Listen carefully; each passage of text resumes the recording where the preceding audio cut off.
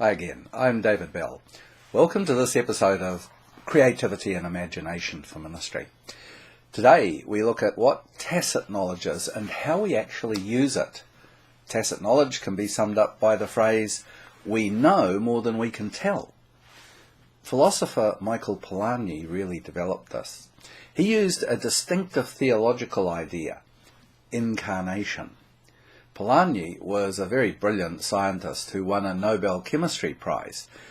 He gave many examples of tacit awareness, including the knowledge that undergirds such diverse activities as tea blending, winemaking, dancing, swimming, painting, and even discovering molecular and atomic structures.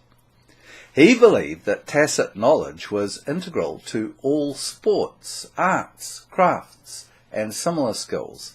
He said, quote, knowledge is an indwelling. That's a powerful insight.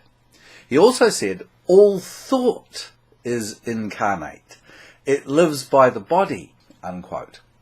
Now, that's got a distinct theological feel to it.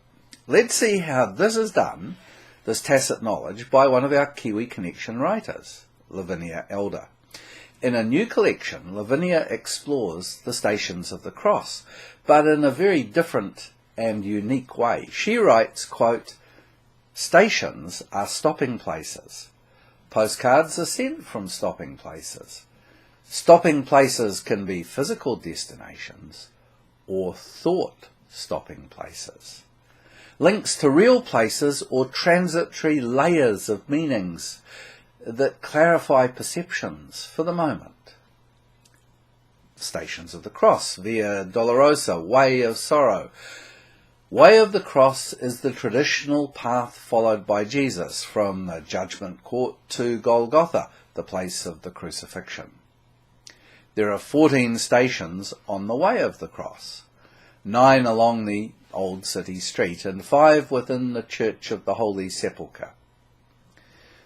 Robert and I made our way along the Via Dolorosa early one winter's morning.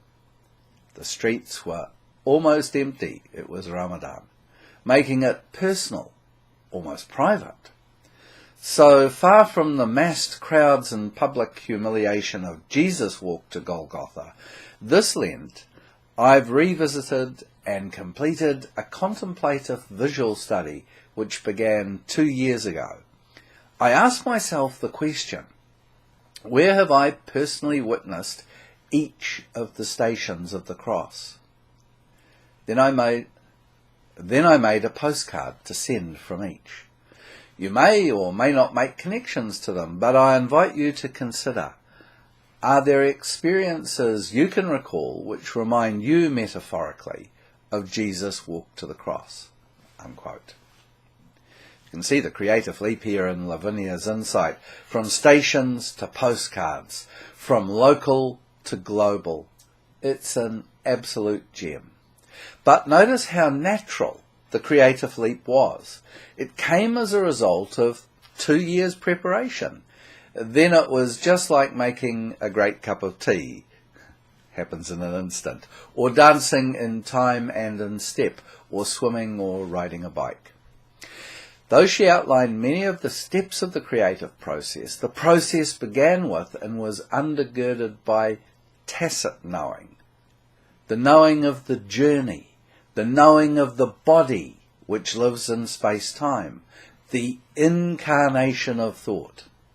Let's end by listening to her artist statement about this work. Quote, when I make art, I do a lot of exploration with ideas, materials, techniques. I ask what colours, what adaptations, what can be appropriated, juxtaposed. I hunt and gather from past memories and collections, visual diaries and photographs, rereading with current perspectives, mixing the tenses, meanings layered and synthesized to form new meaning. In Postcards of the Cross, I appropriate official checkpoints, quickly and almost carelessly stamped documents, postmarks, snapshots of time that express deep truths witnessed, a person passing through, not stopping, but now changed, altered, different, with the need to message. It really does become a prayerful process." Unquote. Next week we look at the work of Stuart Mannins in Kiwi Connection and how it relates to the dance of God within. And thanks for watching.